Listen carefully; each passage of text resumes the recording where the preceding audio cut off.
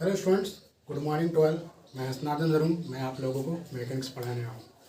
सबसे पहले हम ये जानेंगे कि मैकेनिक्स होता क्या है।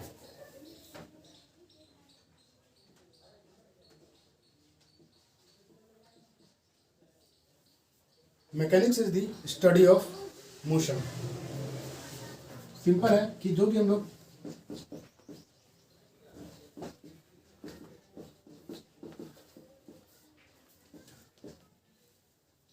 मोशन की स्टडी करते हैं उसको मैकेनिक्स करते हैं। ठीक है, तो इसमें हम लोग दो तरह से स्टडी करते हैं, दो पार्ट में। एक होता है आपका काइनेमेटिक्स,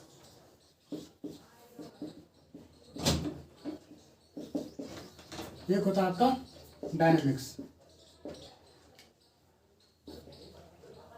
काइनेमेटिक्स में क्या है, हम लोग मोशन की स्टडी करते हैं without considering the cause producing it.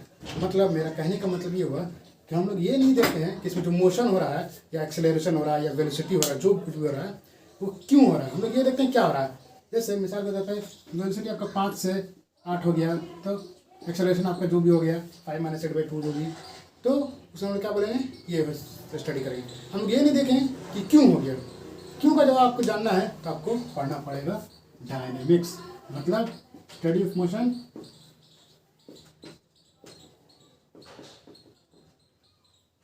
Under the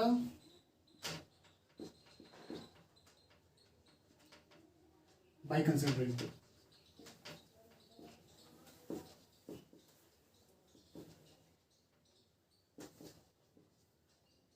cause producing it।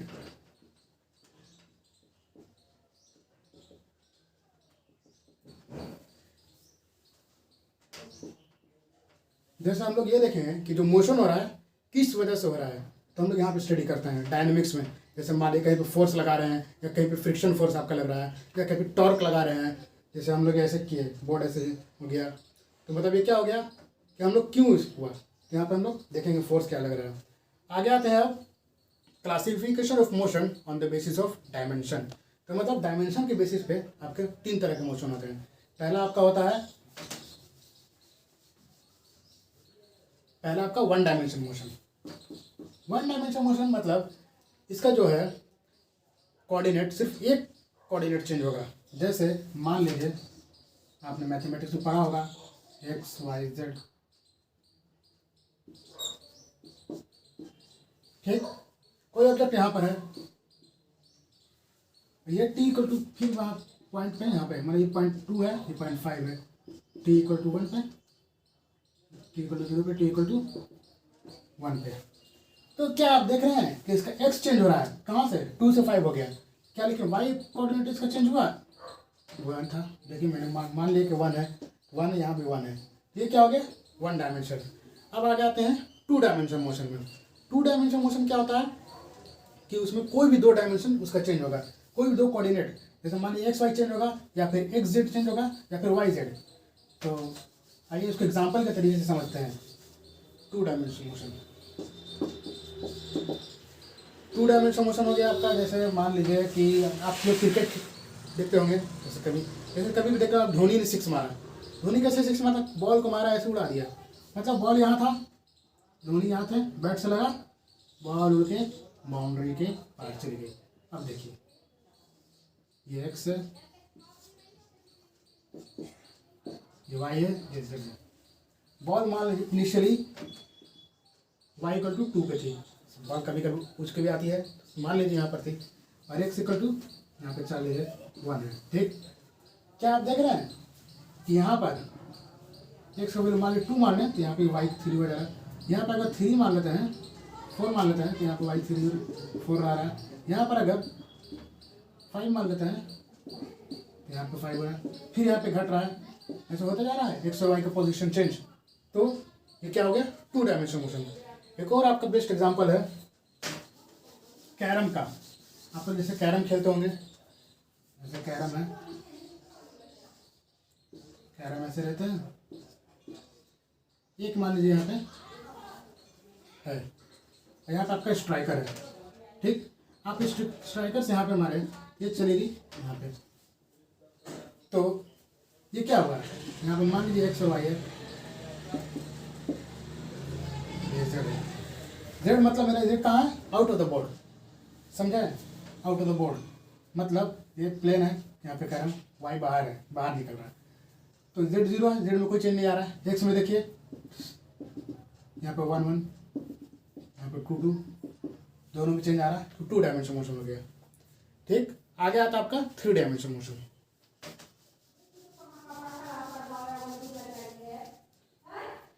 Three D motion जो होता है वो आपका नेचुरल मोशन या रियल मोशन कह सकते हैं उसको। जैसे आप लोग कभी भी आए होंगे, अभी घर से आ रहे हैं तो आपका रास्ता में ऊंचा पड़ा होगा, कभी नीचे पड़े, कभी रोड नीचे गए, कभी ऊपर पड़े होंगे, या फिर आप इधर घूमे हुए, टर्निंग हुआ होगा, बहुत से एग्जाम्पल है। जैसे आपकी अर्थ जो है घूम रही है, ये क्या 3D मोशन में है। तो जो 3D मोशन है इसको क्या कह सकते हैं, रियल मोशन। अब आते हैं पैरामीटर्स ऑफ मोशन, कि हम लोग मोशन का जब स्टडी करेंगे तो हम लोग बेसिक चीज़ जानेंगे कि 1 डायमेंशन क्या होता है, 2 डायमेंशन क्या होता है, 3 डायमेंशन क्या होता है। तो हम जानेंगे कि हम लोग किसको अप्लाई कैसे करेंगे।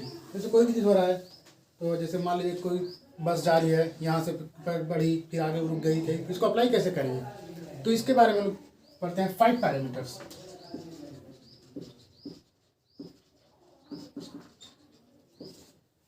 5 पैरामीटर्स ऑफ मोशन।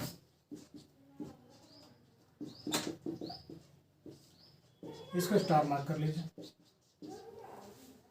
सबसे पहले क्या होता है, डिस्टेंस।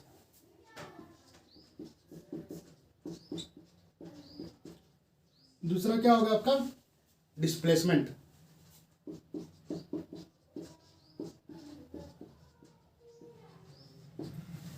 तीसरा आपका इसी तरह स्पीड होगा, वेलोसिटी होगा, एक्सेलरेशन होगा। तीसरा आपका क्या हो गया, स्पीड। चौथा आपका वेलोसिटी। पांचवा आपका एक्सेलरेशन।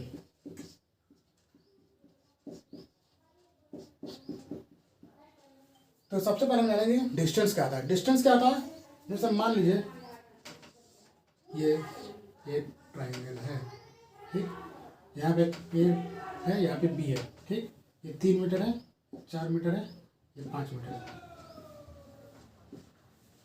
ठीक है। मान लीजिए आपको जाना हो ए से बी तक, तो आप 2 तरीके से जाते हैं, या तो ऐसे जा सकते हैं या तो ऐसे जा सकते हैं।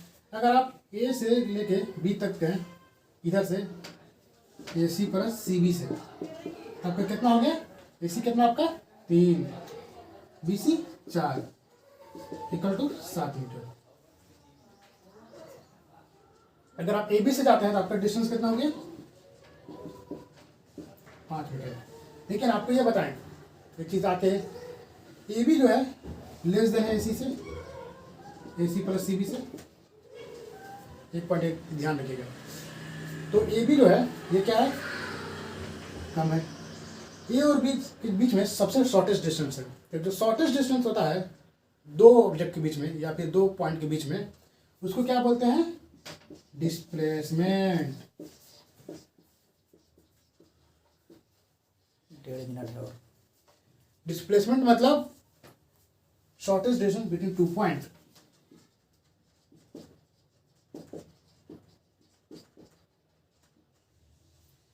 एक और एग्जांपल लेते हैं डिस्टेंस और डिस्प्लेसमेंट का। आपको एक और चीज बताती हूँ कि डिस्प्लेसमेंट जो है हमेशा डिस्टेंस से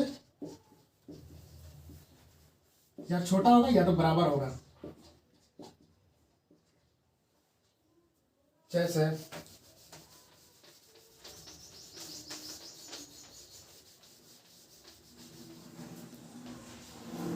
ये पॉइंट है ए बी, ये लेंथ है आपका 14 मीटर।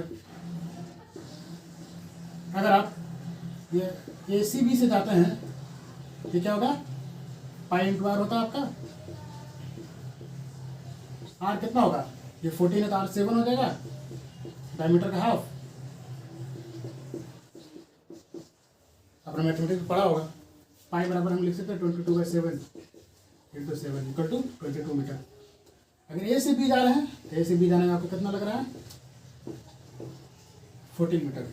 क्या देखा आपने, हमेशा डिस्प्लेसमेंट आपका डिस्टेंस से छोटा आता है, लेकिन एक जगह होता है कि डिस्प्लेसमेंट 0 भी हो सकता है। जैसे एक सर्कल है, ये पॉइंट है, यहाँ से आप गए यहाँ यहाँ यहाँ यहाँ, फिर इसी पॉइंट पे आ गए तो यहाँ पे जीरो हो गया आपका डिस्प्लेसमेंट। लेकिन डिस्टेंस आपका जो भी होगा पाई आर होगा, 2 पाई आर होगा। तो इसका मतलब ये हो गया डिस्प्लेसमेंट में भी zero but distance can not be zero. Okay, thank you. तुम्हारा